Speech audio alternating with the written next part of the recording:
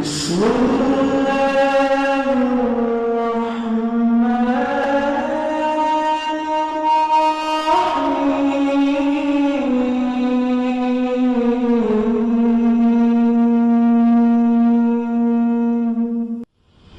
ولتكن منكم أمة يدعون إلى الخير ويأمرون بالمعروف وينهون عن المنكر وأولئك هم المفلحون.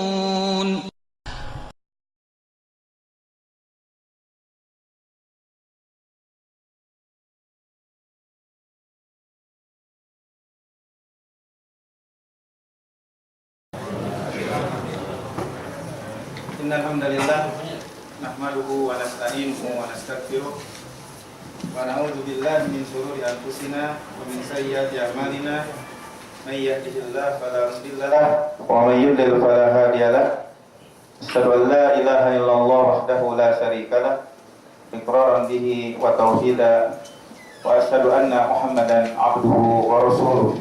Amma ba'du, faqala Allah ta'ala fil Qur'anil Karim, Ya ayyuhalladzina amanu taqullaha haqqa tuqatih wa la tamutunna illa wa antum muslimun. Ya ayyuhan nasu taqu rabbakumul ladzi khalaqakum min nafsin wahidah wa khalaqa minha zawjaha wa batha minhuma rijalan katsiran wa nisaa'a wattaqullaha alladzi tasaaluna bihi wal arham innallaha kana 'alaikum raqiba. Ya ayyuhalladzina amanu taqullaha wa qulu qawlan sadida yuslih lakum a'malakum wa yaghfir lakum dhunubakum wa may yuti'illaha wa rasulahu faqad faza fawzan 'azima. Wa qala an-nabiyyu sallallahu alaihi wasallam, fa inna asdaqal hadits kitabullah wa khairal hadyi hadyu Muhammadin sallallahu alaihi wasallam wa syarrul umur muhdatsatuha wa kullu muhdatsatin bid'ah wa kullu bid'atin dhalalah wa kullu dhalalatin finnar. Ikhwani azani Allah wa iyyakum. Bapak-bapak, saudara yang dimuliakan Allah Subhanahu wa taala.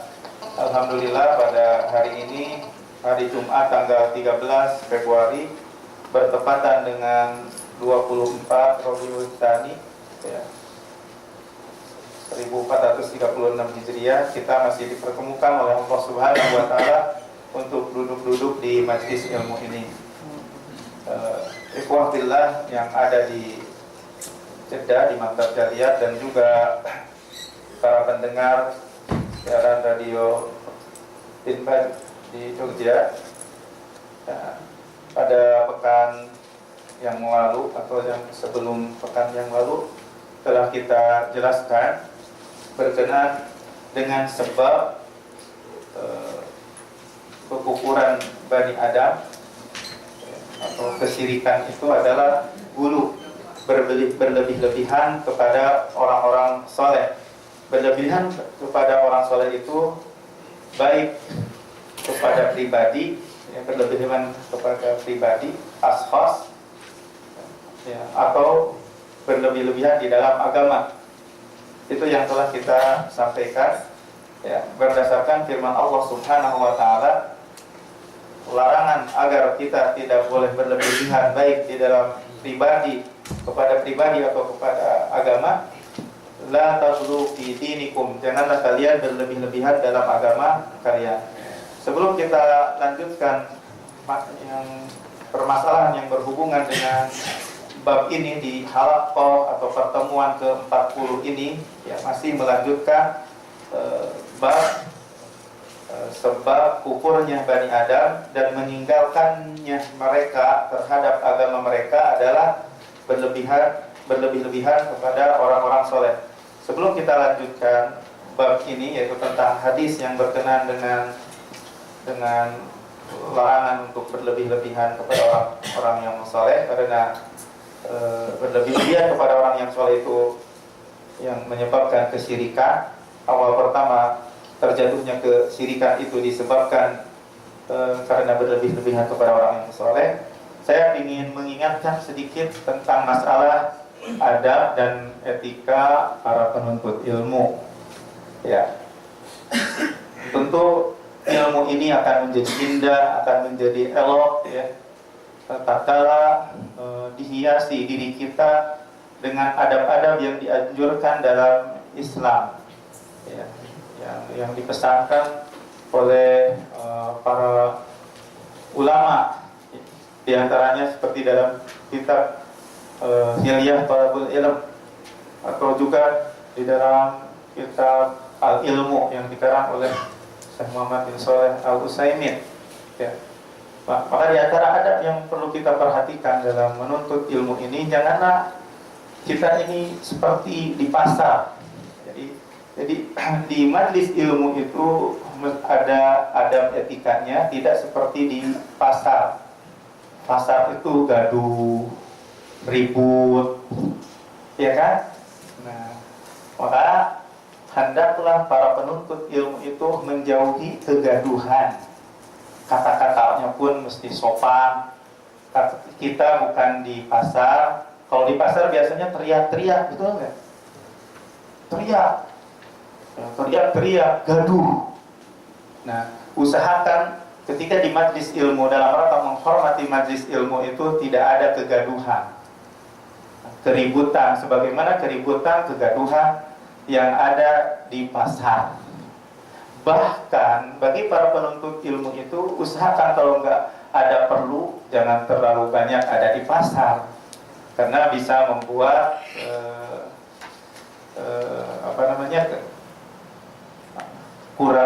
kurangnya menghormati ilmu. Ya, seperti itu. Jadi sekali lagi intinya, di antara adab yang perlu kita perhatikan dalam menuntut ilmu, janganlah kita di majelis ilmu ini gaduh sebagaimana gaduhnya di pasar, rame, ribut sebagaimana ributnya di pasar. Ya. Ikhwah billah, kita lanjutkan pembahasan yang berkenaan dengan sebab meninggalkannya anak Adam atau kekufuran anak Adam itu adalah berlebih-lebihan kepada orang yang saleh. Muallif rahimahullah membawakan sebuah hadis yang terdapat di dalam Sahih Bukhari. Qala al-muallif rahimahullah fi sahihi an Ibni Abbasin radhiyallahu anhuma fi qaulillahi ta'ala wa qalu la tadarunna alihatakum wa la tadarunna waddan wa la suwa'a wa la yaghutha wa ya'uqa wa nasra. Surat Nuh ayat 23. Yang dimaksud dengan fi sahih yaitu di dalam Sahih Bukhari. An Ibni Abbasin radhiyallahu anhuma, dari Ibnu Abbas, semoga Allah meridai pada keduanya, fi qaulillahi ta'ala, tentang firman Allah Ta'ala.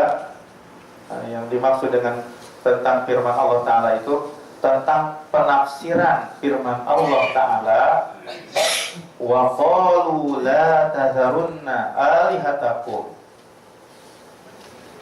Wa qalu, dan mereka, siapa yang mengatakan hum di sini siapa? Jadi orang-orang kafir. Jadi orang-orang kafir itu saling berwasiat antara satu dengan yang lainnya. Tatkala Nabi Nuh alaihi salam melarang mereka untuk berbuat syirik, ya, ini mereka orang-orang kafir itu saling berpesan antara satu dengan yang lainnya. Apa pesan mereka kepada yang lainnya di antara orang kafir? Wa qalu la tadarunna. Mereka mengatakan, janganlah Anda meninggalkan alihatakum. Jadi Tuhan kalian. Jadi janganlah kalian mentaati Nuh yang didakwahkan oleh Nabi Nuh. Janganlah kalian meninggalkan sesembahan-sesembahan yang kalian sembah selain Allah. Begitu pesan antara mereka dengan yang lainnya. Wala tadharunna wadda. Janganlah kalian meninggalkan wadda, nama orang yang soleh. Wala suwa, janganlah kalian meninggalkan untuk menyembah suwa, nama orang yang soleh, laki-laki yang soleh. Wala yagusa, dan jangan pula Anda meninggalkan Yagus, sama nama orang-orang yang soleh. Wa ya'uq wa nasra, dan juga Anda jangan meninggalkan Ya'uq wa nasra. Jadi 5 orang-orang soleh disebut, ya, nama-nama ini adalah nama-nama orang yang soleh. Dulu ya, ikhwah fillah, keadaan manusia, ya sekali lagi, jadi 5 orang ini adalah orang yang soleh. Mereka menyembahnya dalam rangka untuk mengingatkan keadaan mereka, ya, agar mereka itu semangat di dalam beribadah. Ini kan berlebih-lebihan kepada orang soleh. Tujuannya baik awalnya, akan tetapi ketika ilmu itu lupa, akhirnya para ulama dicabut, tidak ada. Akhirnya mereka 5 orang-orang yang soleh itu jadi diibadahi. Perlu aku ketahui bahwasanya keadaan manusia itu setelah Nabi Adam itu berada di atas tauhid, di atas syirik, berada di atas tauhid. Sebagaimana Ibnu Abbas mengatakan, kanu ala dini tauhid. Mereka itu berada di atas agama tauhid, yaitu agama bapak mereka Adam alaihissalam. Berapa lama? Siapa yang tahu? Asrata qurun, 10 abad. Jadi sepeninggalannya Nabi Adam, mereka berada di atas tauhid selama berapa abad? Asrah qurun, 10 abad. Nah, mereka orang-orang yang soleh yang tadi disebut, nah kan di dalam Al-Quran, yaitu Wadda, Suwa'a, Yabusa, Ya'uqa, wa Nasra, soleh, orang-orang yang soleh pada zaman ini, yaitu zaman ketauhidan. Maka tatkala mereka orang-orang soleh itu meninggal, nah, diriwayatkan bahwasanya mereka itu meninggal dalam 1 tahun berturut-turut, sehingga mereka itu bersedih dengan sangat sedih, dan mereka menangis dengan benar-benar menangis kehilangan. Lihat, mulailah setan mengambil kesempatan. Laknatullah ya, setan, terkutuk setan. Jadi perasaan kesedihan ini digunakan oleh mereka, oleh syaitan, dengan suatu musyawarah yang nampak musyawarah itu seperti nasihat, padahal pada batinnya adalah penipuan. Jadi diisyaratkan kepada mereka itu untuk membentuk berhala-berhala yang menjadikan patung-patung, ya. Semua hamba-hamba yang soleh tersebut dibikin patungnya dengan bentuk mirip seperti orang yang meninggal tersebut, orang soleh yang meninggal tersebut, lalu ditancapkan oleh mereka di majlis-majlis mereka. Maksud tujuannya dalam rangka supaya mereka itu giat di dalam beribadah tatkala melihat patung-patung soleh tersebut.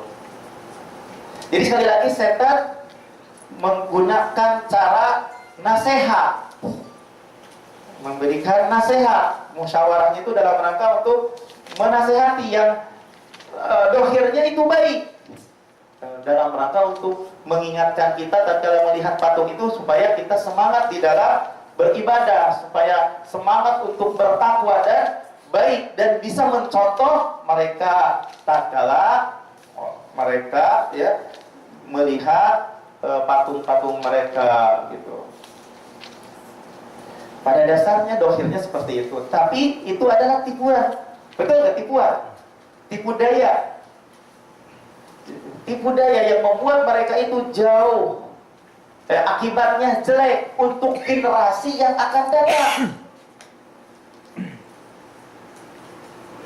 Ya, kalau pada zaman itu, ketika pada zaman tauhid, ya betul, masih tidak membawa kepada kesyirikan karena tahu, ya kan? Tahu. Tapi tak kala di generasi yang berikutnya betul terjadi apa yang dikhawatirkan, tak kala berlebih-lebihan kepada orang yang soleh, yaitu mengibadahi mereka.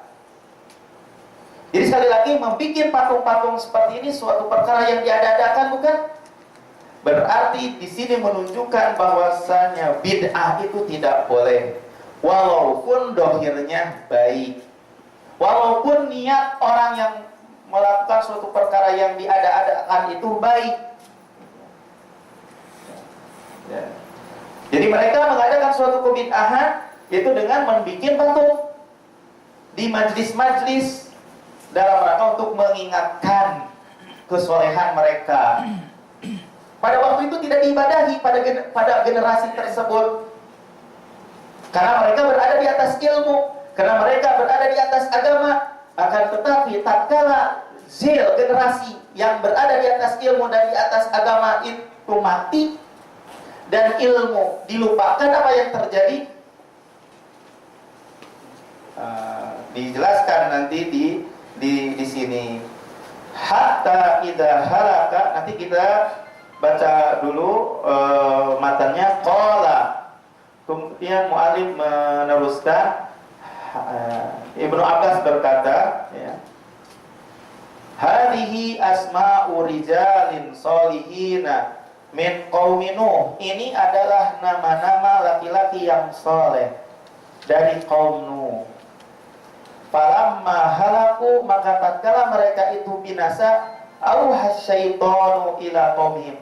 Syaitan auha, mewahyukan, ila qaumihim, kepada kaum mereka, adin sibu ila majalisihim, untuk menancapkan mereka di majlis-majlis mereka, alladziina kanu yajlisuna asaban, yang mereka, ya, anin sabbu ila majalisihim allati kanu yajlisuna ansaba, untuk menancapkan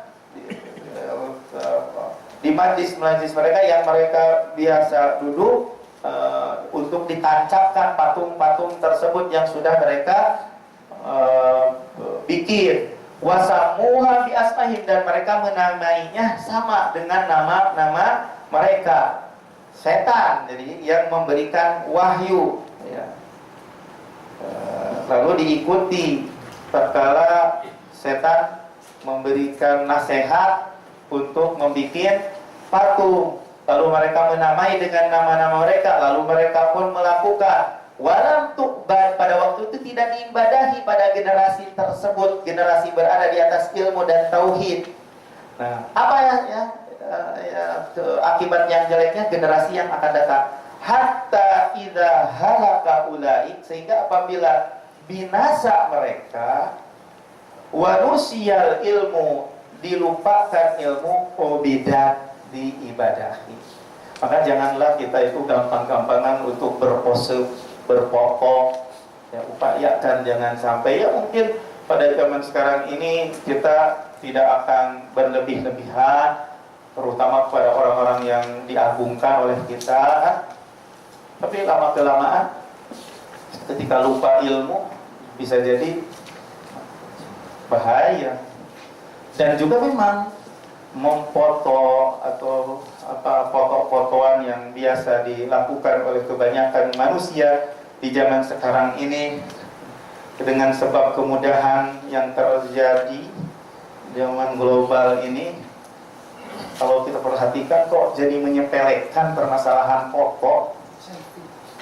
Sedikit-sedikit foto, mau sholat foto, mau ibadah umroh foto, bertemu dengan ustadz di foto. Gimana ini? Jangan. Penuntut ilmu usahakan bahwa suatu hal perkara yang main-main seperti itu tidak usah dilakukan. Ya.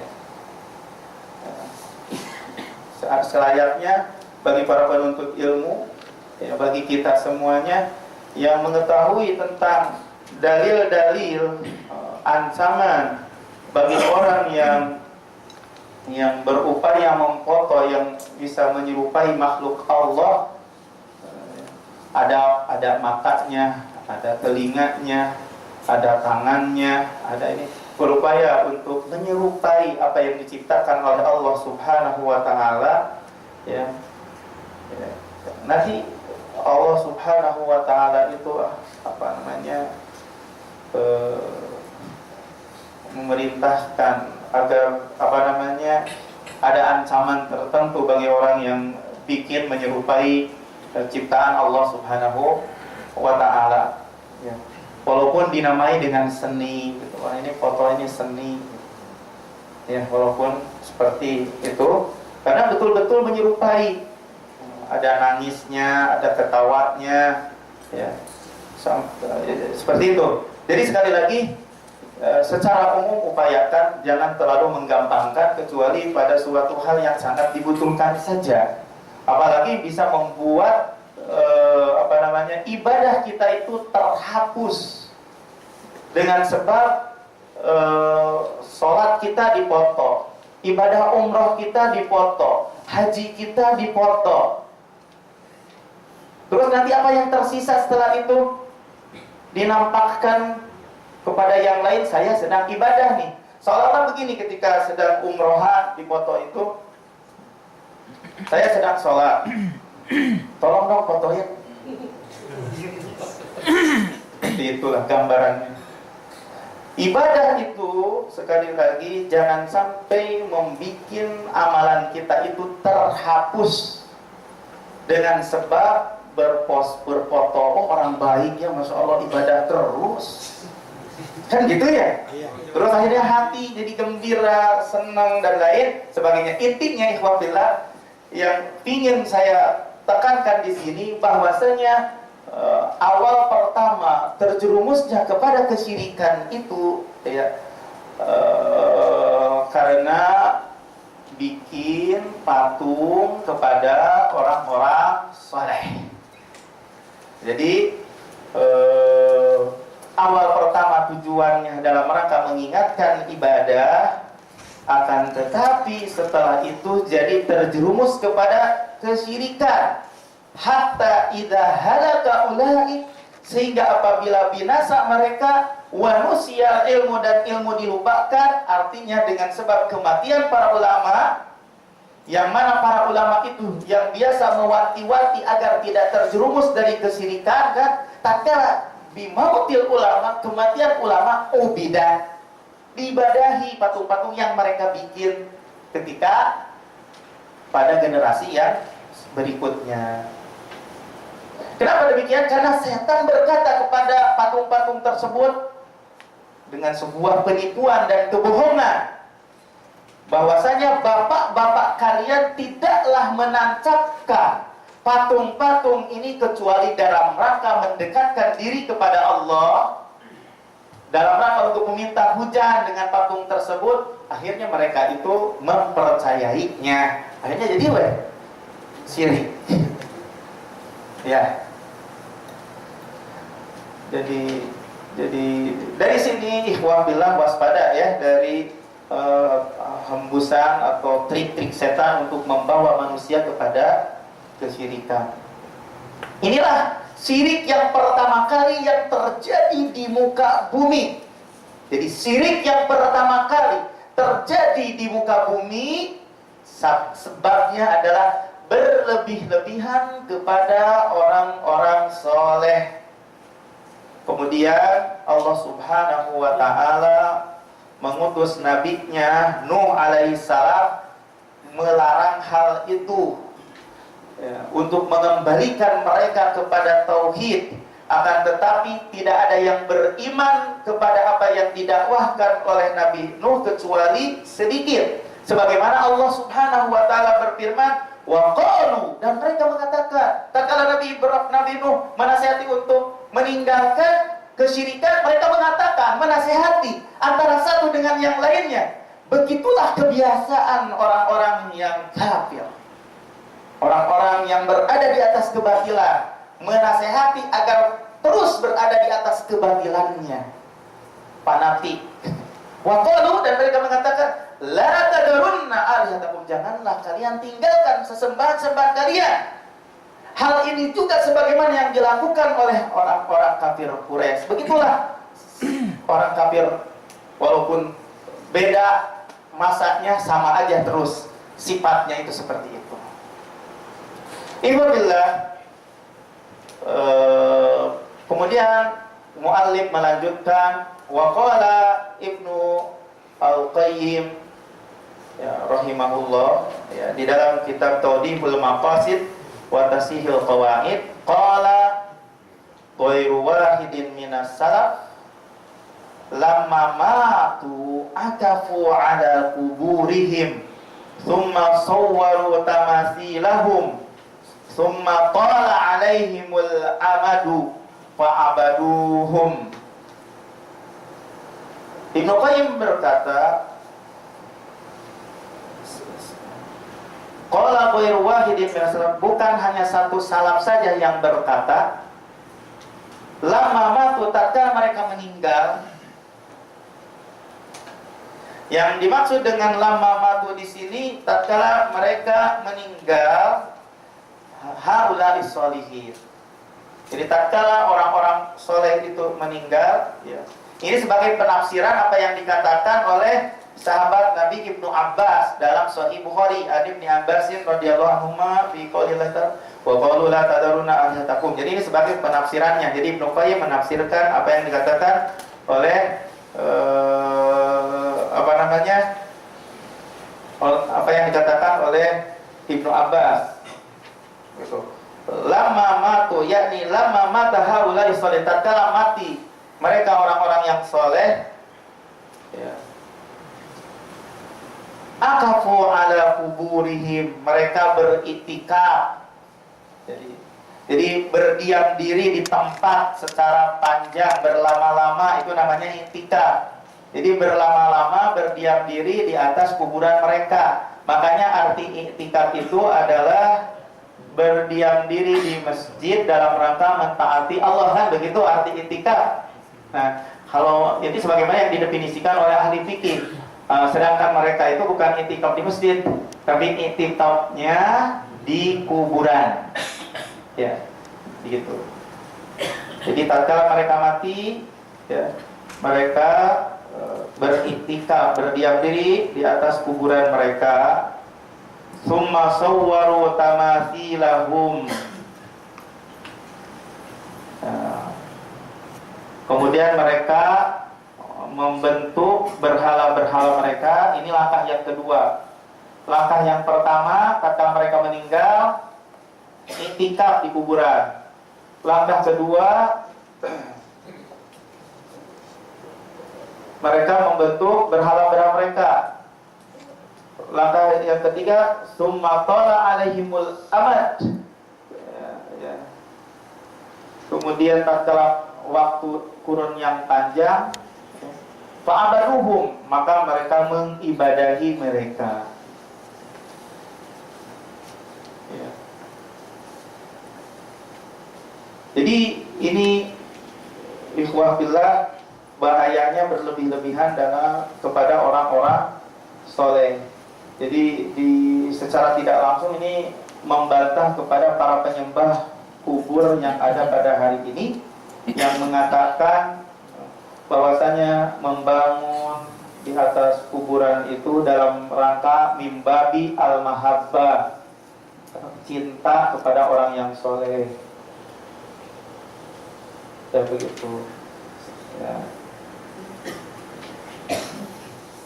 Sedangkan bagi yang mengingkari untuk membangun di atas kuburan, antum itu benci kepada orang-orang soleh. Terbalik kan? Fitrahnya jadi terbalik. Seperti itu. Yang meninggalkan untuk membangun kuburan itu yang benar dianggap membenci yang soleh, yang berada di atas yang salah disangka mencintai orang yang soleh. Maka ayat ini dan asar tadi dari salaf itu dalam rangka membantah mereka para penyembah kuburan, karena hal ini tidak termasuk mencintai orang soleh, akan tetapi gulu kepada mereka, berlebih-lebihan kepada mereka yang mengantarkan kepada apa? Kesyirikan. Kita lihat di halaman 161. Ya. Jadi kenapa mu'allif memasukkan hadis ini ya, dari Ibnu Abbas dan juga perkataan Ibnu Qayyim ke dalam bab ini, ya, asal ini dimasukkan ke dalam bab ini, itu tadi ya, menunjukkan bahwasannya berlebih-lebihan kepada orang yang soleh itu sebab yang menyebabkan beribadahnya mereka kepada selain Allah. Faidah yang bisa kita petik dari asar tadi, pertama, annal ghuluwa fis sholihin sababun li ibadatihim min dunillah wa tarkid dini bil kulliyah. Bahasanya berlebih-lebihan kepada orang-orang soleh sebab yang menyebabkan mengibadahi mereka dari selain Allah, wa tarkid dini bil kulliyah, meninggalkan agama secara keseluruhan. Ulangi lagi, faedah yang pertama bahwasanya berlebih-lebihan kepada orang-orang yang soleh itu penyebab mengibadahi mereka dari selain Allah dan meninggalkan agama secara keseluruhan. Yang kedua, at-tahdziru minat taswiri wa ta'liqis suwar la siyama suwarul udama. Ancaman bagi orang yang memotret atau membuat patung atau juga memotret dan yang menggantungkan patung atau foto-foto yang ada di rumah umpamanya, tidak akan masuk tuh malaikat. La siyama suwarul udama, terutama foto-foto orang-orang besar yang dicintai, yang diagungkan. Ya. Waspada, hati-hati dari berfoto, dari membuat patung, berfoto termasuk, ya, dan menggantungkan foto-foto atau patung-patung, terutama foto-foto patung-patung yang diagungkan orang-orang besar. Ya. Yang ketiga, faedah yang ketiga, at-tahdziru min makri syaitani wa irdihi al-batil fi suratil haq. Waspada dari tipu daya syaitan dan menyodorkannya syaitan kebatilan. Syaitan memaparkan kebatilan fi suratil haq, dalam bentuk kebenaran, nasihat pada tipu daya. Gak ada lah penipu mengatakan atau jujur bahwasanya saya sebagai penipu. Pasti akan menasehatinya suatu perkara dihiasi kebatilannya itu dengan kebaikan, dengan kebenaran. Para dukun juga nggak mau mengatakan saya itu menyembah syaitan. Paranormal, ya, tukang sihir, enggak lah, dia nggak akan ngaku dirinya itu menyembah syaitan, sehingga amalan-amalan yang dia lakukan mengaku dirinya mengetahui yang gaib, ya, atau juga bisa menyembuhkan atau kuat sakti mandraguna, misalnya kuat dibacok juga, bahwa tidak mengaku dirinya itu sebenarnya sedang beribadah kepada syaitan, nggak mengaku. Ya, nggak mengaku, nggak akan mungkin. Kalau seandainya dia mengaku saya itu menyembah syaitan, tidak akan mungkin manusia yang tertipu oleh para dukun mendatangi para dukun, mendatangi paranormal. Ya kan? Enggak.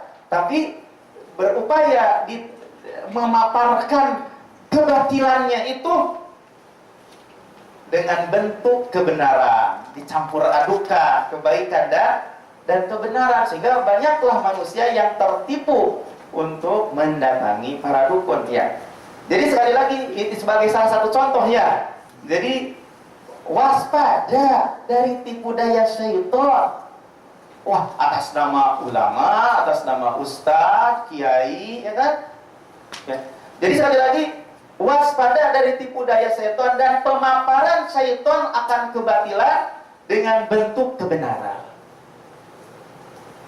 Ini fitnah dan ujian yang mesti diwaspadai oleh kita semuanya. Yang keempat, faidah yang keempat, at-tahdziru binal bid'ah wal muhdatsati walau hasuna qasdu fa'iliha. Waspada dari kebid'ahan dan yang diada-adakan walaupun baik tujuan yang melakukannya.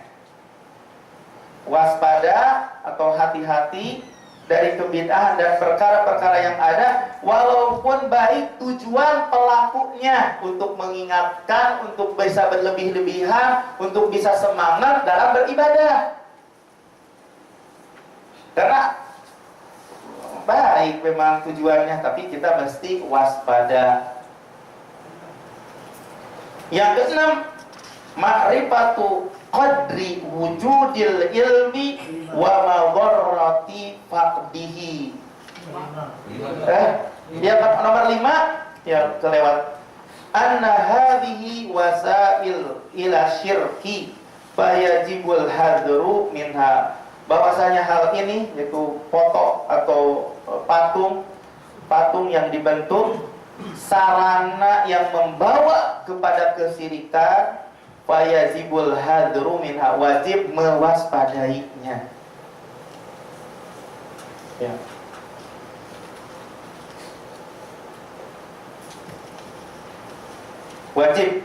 Wajib kita untuk mewaspadainya. Kenapa taswir atau membentuk patung atau foto terlarang? Karena ada dua ilah, alasan, kata saya Soleh Fauzan. Alasan pertama, karena sarana yang mengakibatkan kepada kesyirikan.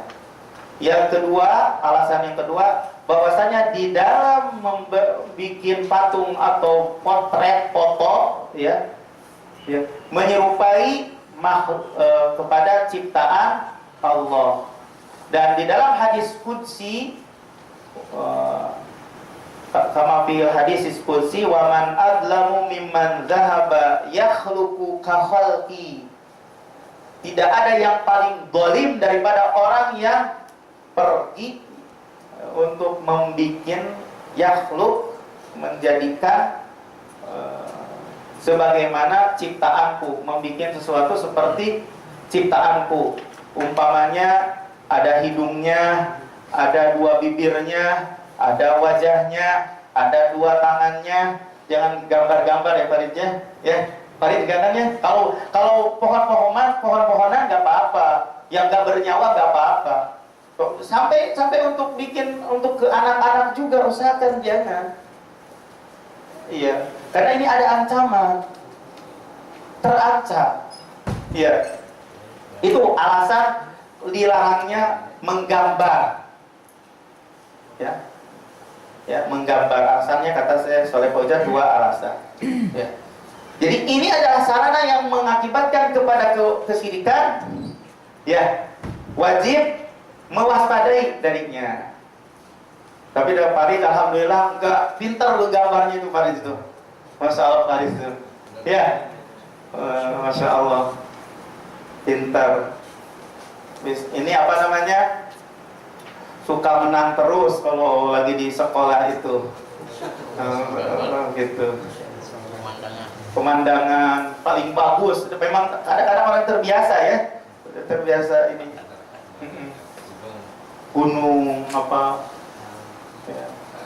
Yang keenam, faidah yang keenam, ma'rifatu qadri wujudil ilmi wa madarrati faqdihi. Mengenal kedudukan keberadaan ilmu dan bahaya hilangnya ilmu. Coba, tatkala ada ilmu masih terjaga, kan ketauhidan. Hilang ilmu dengan dicabutnya ulama, syirik. Terjerumus pada kesyirikan. Jadi mengenal begitu agungnya kedudukan ilmu dan bahaya hilangnya ilmu. Yang ketujuh, faedah yang ketujuh, anna sababa faqdil ilmi huwa mautul ulama. Sebab hilangnya ilmu adalah kematian para ulama. Makanya ketika ada para ulama yang meninggal, di antara para ulama itu ada satu tubuh yang hilang dari tubuhnya sehingga menangis, sedih dengan kehilangan ulama. Begitu para ulama. Seperti Syekh Shalih Fauzan itu ketika meninggal Zaid Al-Madkhali, ketika sedang menjelaskan langsung menangis di dalam saya dengar di CD-nya, menangis ketika hilang ulama yang lain. Seperti begitu. Ya, jangan malah bergembira ketika ada ini, wah gembira, wah udah nggak ada saingan, nggak ada istilah seperti itu. Menangis, sedih dengan hilangnya temannya ulama yang lain. Subhanallah. Jadi sebab hilangnya ilmu adalah kematian para ulama. Yang kedelapan, at-tahdziru minat taklid, waspada dari taklid, ikut-ikutan. Wa annahu qad yaqulu bi ahli ilal muruqi minal Islam, bahwasanya taklid itu bisa mengarahkan kepada orang taklid itu keluar dari Islam. Ya, seperti itu. Ya. Kemudian ikhwah fillah, muallif melanjutkan, ya.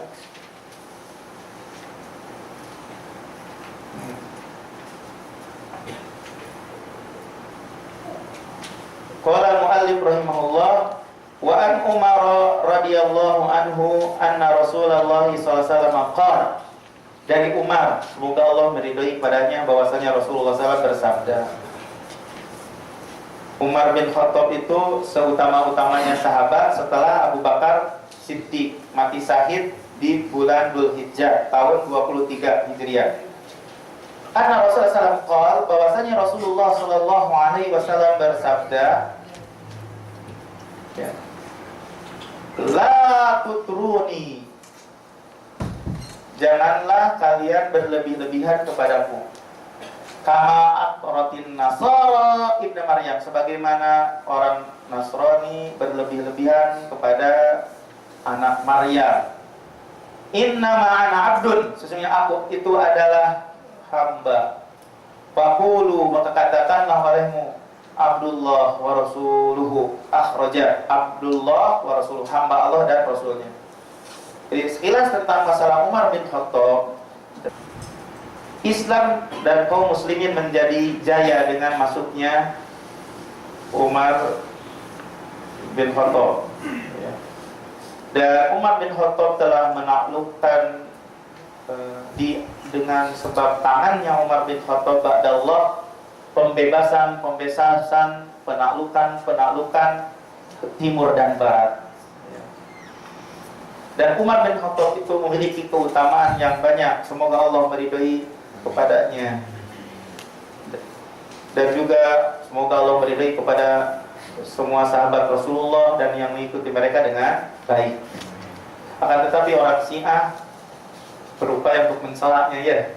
Kalau akidah Ahlussunnah wal Jamaah mendoakan Umar bin Khattab, ya, seperti itu.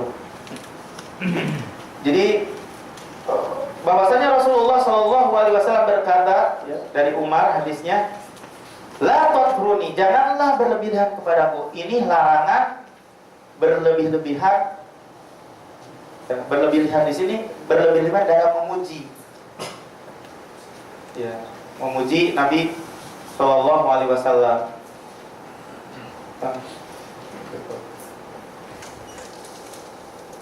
Jadi berlebih-lebihan dalam memuji kepada Nabi SAW dan juga kepada yang lainnya itu terlarang. Karena kenapa terlarang? Karena mengakibatkan kepada kesyirikan dan kekufuran. Karena berlebih-lebihan di dalam memuji para nabi, sekali lagi para nabi secara umum, mengakibatkan kepada kesyirikan sebagaimana terjadi kepada orang Yahudi dan orang Nasrani tatkala mereka berlebih-lebihan kepada para nabi. Makanya la tatruni kama atratin nasara ibnu Maryam. Janganlah kalian berlebih-lebihan sebagaimana berlebih-lebihannya orang Kristen kepada Ibnu Maryam. Ya. Jadi orang Kristen berlebih-lebihannya kepada Nabi Isa, mengangkat derajat Nabi Isa kepada Tuhan. Betul? Jadi orang Kristen berlebih-lebihan kepada Nabi Isa, orang Yahudi berlebih-lebihan kepada siapa? Uzair. Itu dari sisi berlebih-lebihan kepada pribadi. Orang Yahudi dan orang Nasrani juga berlebih-lebihan di dalam agama. Seperti orang Kristen berlebih-lebihan di dalam beribadah, gak mau nikah, yang mereka ada-adakan, yang tidak diturunkan ya dalam agama, ini juga berlebih-lebihan. Betul. Jadi kita itu gak boleh berlebih-lebihan seperti berlebih-lebihannya orang Kristen, ya, berlebihannya orang Kristen kepada pribadi Ibnu Maryam dijadikan Tuhan. Nah, oleh karena itu Nabi SAW mengatakan innama ana abdun, sesungguhnya aku itu adalah hamba. Faqulu, maka katakanlah olehmu apa? Abdullah wa rasuluhu, hamba Allah dan Rasulnya. Apa yang kita bisa ambil faidah dari hadis ini? Pertama, ya, tahrimu mujawazatil haddi fi madhin Nabi SAW wa ikhrajihi min dairatil ubudiyah li'anna dzalika huwa syirku billah. Halaman 164.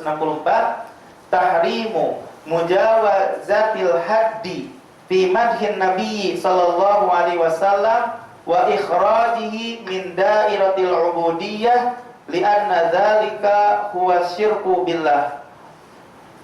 Haram melewati batas dalam memuji Nabi SAW dan mengeluarkan Nabi SAW dari lingkaran penghambaan. Karena Nabi SAW itu budak, maka jangan dikeluarkan dari hamba, lingkaran hamba Allah. Jadi diangkat derajatnya dari hamba Allah menjadi Tuhan, gitu ya. Larangan haramnya melewati batas dalam memuji Nabi SAW dan mengeluarkan Nabi SAW dari lingkaran hamba. Li'anna dzalika huwa syirku billah, karena hal itu merupakan syirik kepada Allah. Makanya di antara salawat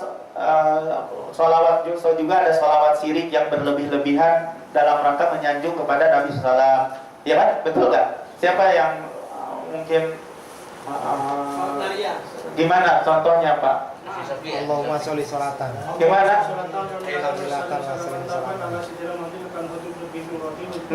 Nah itu apa?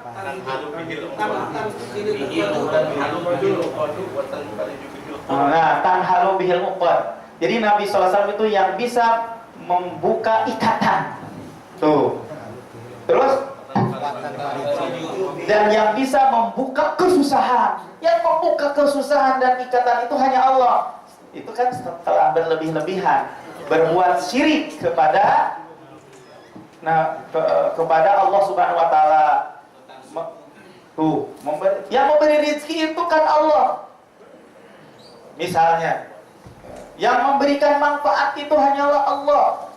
Yang bisa membuka kesusahan itu hanya Allah. Sekarang diarahkan kepada Nabi Muhammad SAW.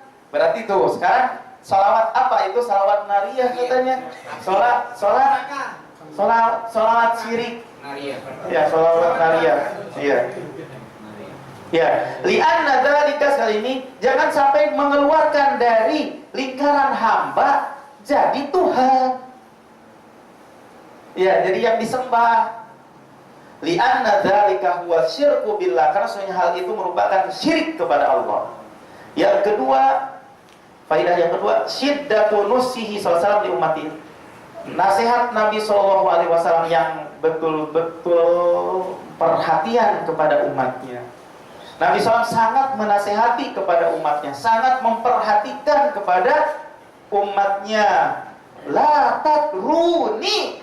Itu nasihat Nabi SAW. Menasehati kepada kita, janganlah kalian berlebih-lebihan kepadaku.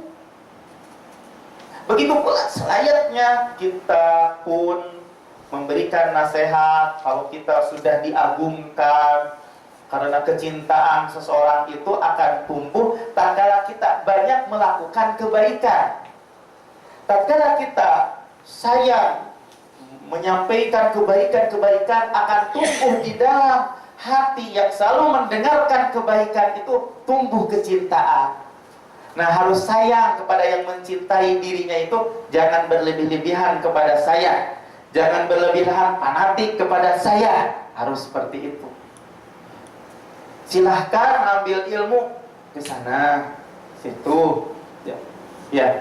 Jadi jangan sampai membawa dalam dakwah ini berlebih-lebihan untuk fanatik kepada diri pribadi.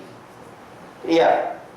Kalau yang dari saya semuanya benar, kalau yang lain itu belum tentu benar, misalnya. Ini sedikit tentang masalah karena para ustadz, para dai itu akan dicintai oleh yang selalu mendengarkan nasihatnya. Betul nggak?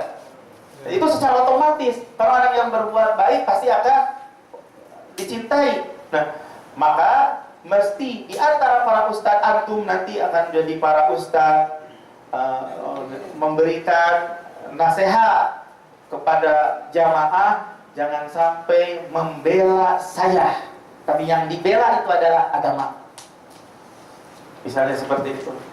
Terjadinya pertempuran dan pertengkaran antara satu dengan yang lain itu kenapa? Karena fanatik kepada individu.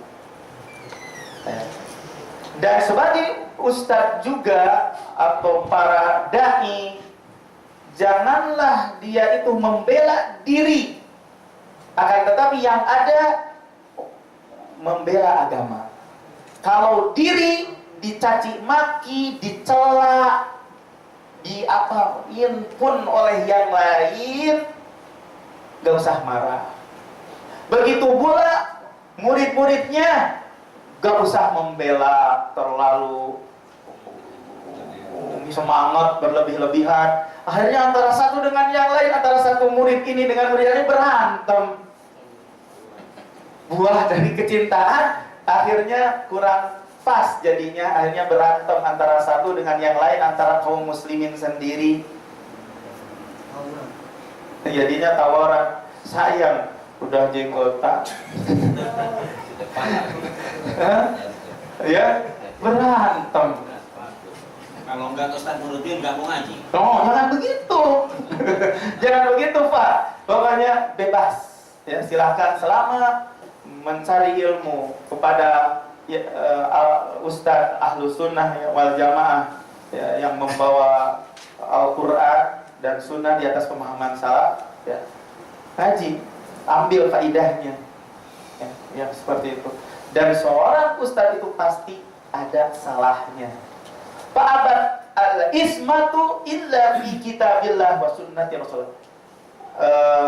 Maksum itu tertolak kecuali ada dalam kitab Allah dan sunnah Rasulullah. Siapapun tidak ada yang maksum.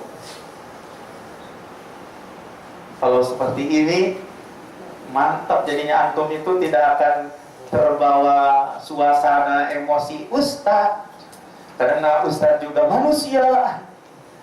Bagaimana Pak Ahmad? Benar sekali. Benar sekali. Iya. Insya Allah ya. Jadi saya, apalagi saya seperti ini, kadang misalnya sedang capek, tiba-tiba kondisi ini langsung marah-marah, misalnya, apakah diikuti seperti itu? Diikuti sama antum? Enggak.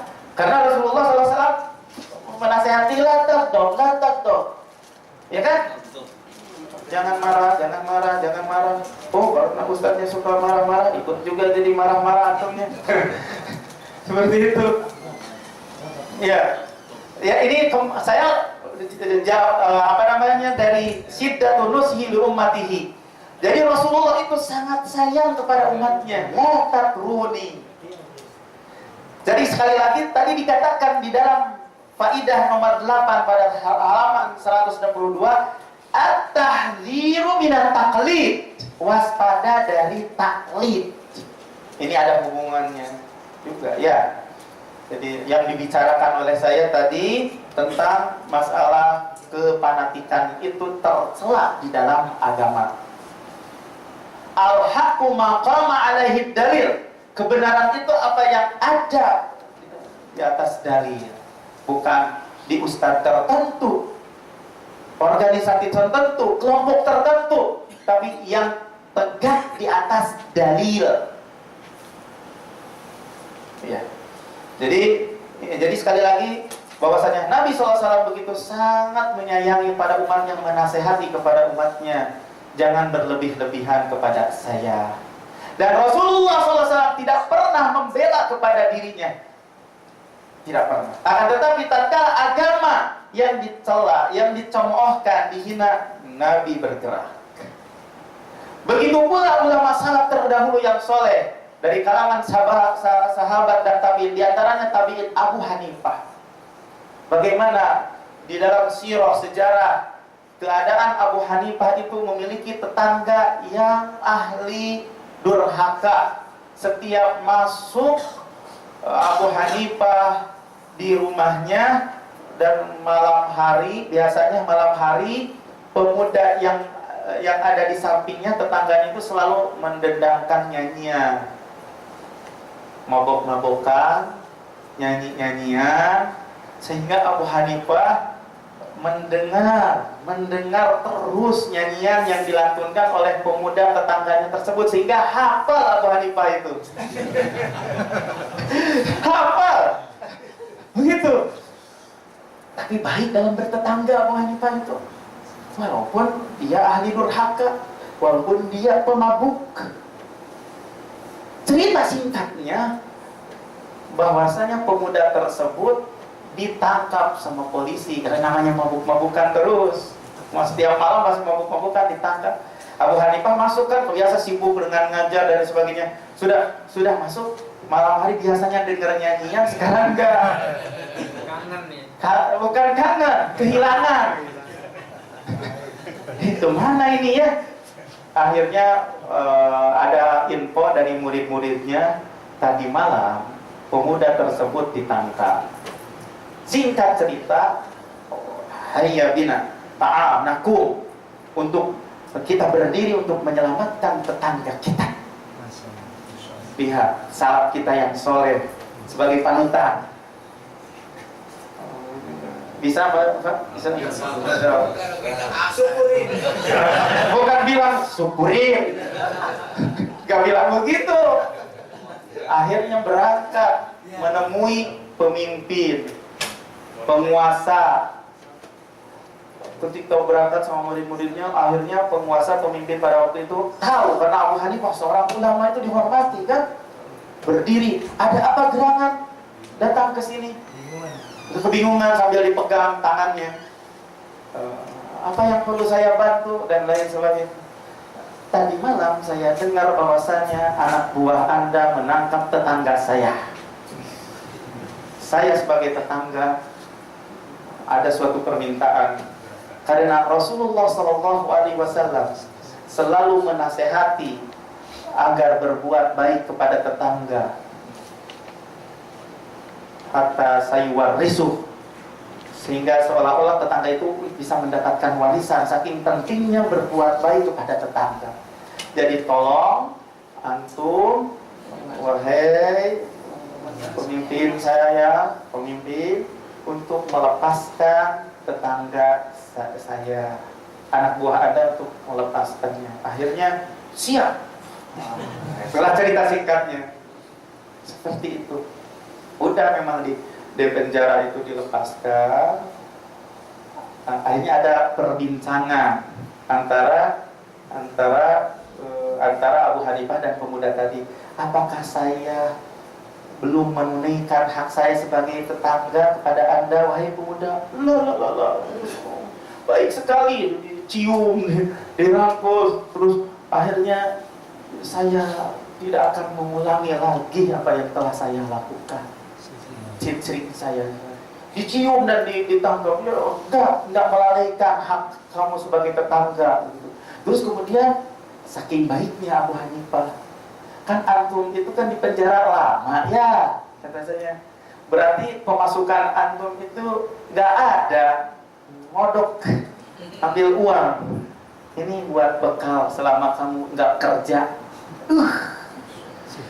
Baik sekali itu Abu Hanifah. Tetangga itu mahal memang. Maka sebelum kita membuat rumah, cari dulu tetangga yang baik. Ya, usahakan seperti itu. Karena begitu tetangga yang baik itu, subhanallah, dengan sebab seperti ini apa yang terjadi buat pemuda tersebut jadi muridnya dan jadi ulama juga. Jadi udah aja sekarang ditinggalkan kejahatan-kejahatan yang ada, hanya duduk di majlis ilmu Abu Hanifah. Itu kan dengan akhlak. Nah, Nabi SAW mencontohkan seperti begitu. Nabi SAW mencontohkan seperti itu, dan Abu Hanifah itu mencontoh Rasulullah SAW, akhlak Rasulullah SAW. Yang ketiga, ikhwafillah, faedah yang ketiga, annal ghuluwa fis sholihin sababun lil wuqu'i fis syirik. Berlebih-lebihan terhadap orang yang soleh sebab terjadinya kesyirikan. Tapi jangan berlebih-lebihan juga. Orang soleh kan soleh, tapi jangan berlebih-lebihan, karena berlebihan itu bisa mengarah kepada kesyirikan. Yang keempat, at-tahdziru minat tasyabbuhi bil kuffar. Waspada untuk menyerupai orang-orang kafir. Mungkin itu saja yang bisa disampaikan pada kesempatan hari ini. Mudah-mudahan bisa bermanfaat ya kepada ikhwah yang ada di Maktab Jaliyat Hayu Salamah dan juga para pendengar setia Radio Binbag yang ada di Yogyakarta. Wa akhiru da'wana alhamdulillahirabbil alamin. Subhanakallahumma wa bihamdika asyhadu an la ilaha illa anta astaghfiruka wa atubu ilaik. Wassalamualaikum warahmatullahi wabarakatuh.